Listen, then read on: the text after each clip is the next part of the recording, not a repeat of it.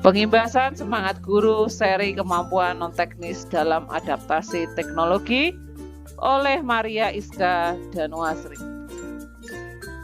Semangat guru seri kemampuan non-teknis dalam adaptasi teknologi adalah pelatihan meningkatkan kemampuan non-teknis bagi para guru guna mendukung akselerasi teknologi dalam kegiatan pembelajaran. Akselerasi teknologi ini akan memberikan dampak besar jika dengan mengaplikasikan 4 pilar pendidikan dalam pembelajaran. 4 pilar di sini antara lain berpikir kritis, komunikasi, kreatif, dan kolaborasi.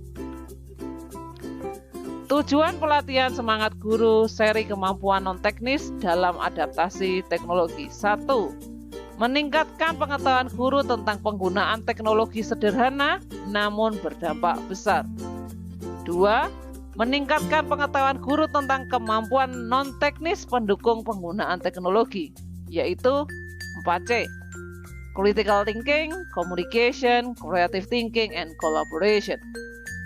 Ketiga, memberikan pengalaman kepada guru dalam mengikuti kegiatan program pembelajaran secara daring.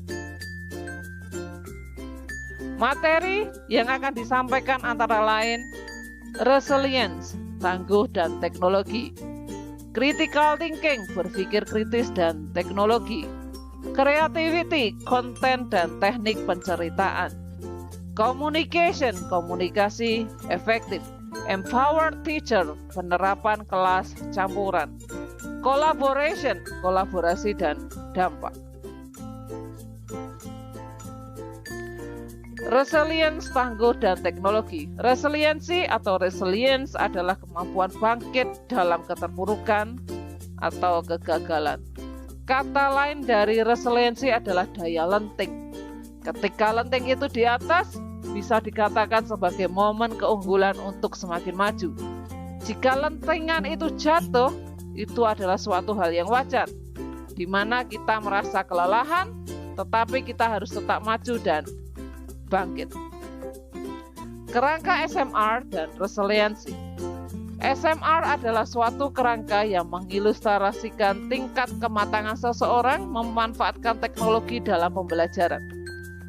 Tingkat kematangan ini terdiri dari substitution, augmentation, modification, dan redefinition.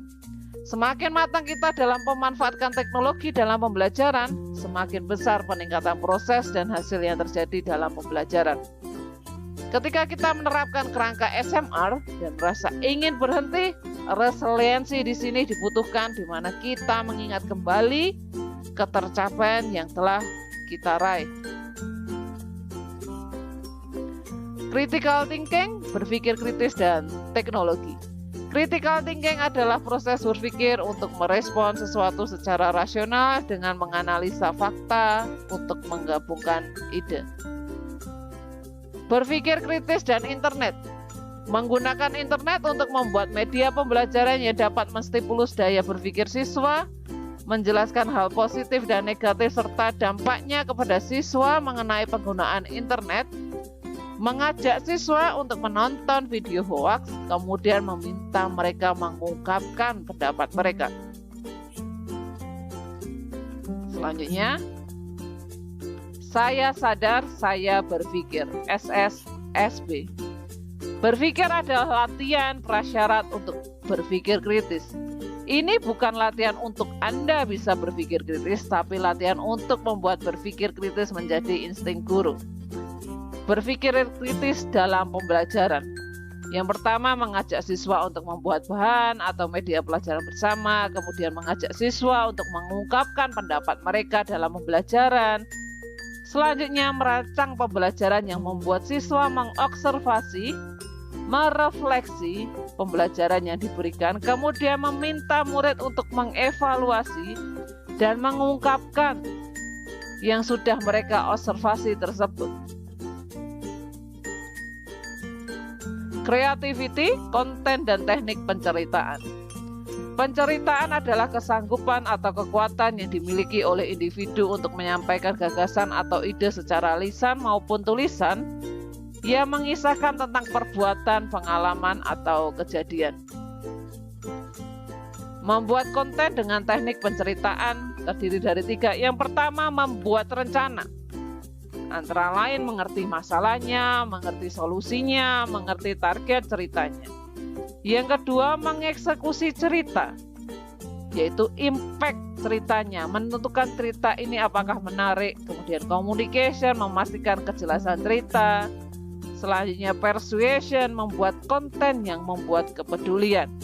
Yang ketiga, memasarkan, menyampaikan dengan pengantar yang tepat, menyampaikan di waktu yang tepat, mengajak semua supaya lebih banyak orang yang melihat. Selanjutnya communication, komunikasi efektif.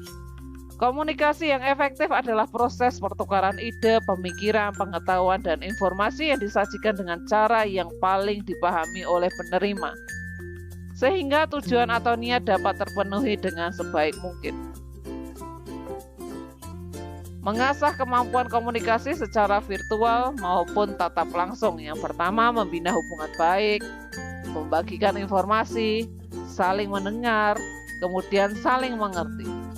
Faktor untuk mengasah kemampuan komunikasi secara virtual maupun tatap langsung yaitu mengobservasi keadaan, perasaan, kebutuhan, kemudian permintaan berdasarkan perasaan dan kebutuhan.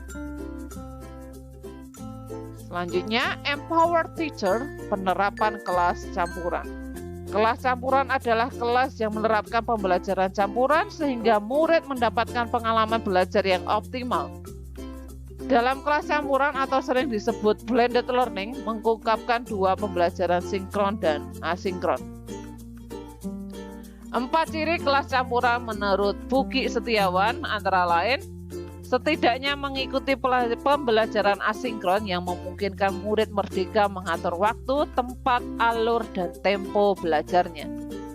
Selanjutnya, setidaknya mengikuti pembelajaran sinkron dengan pendampingan guru pada suatu waktu dengan mode belajar tertentu.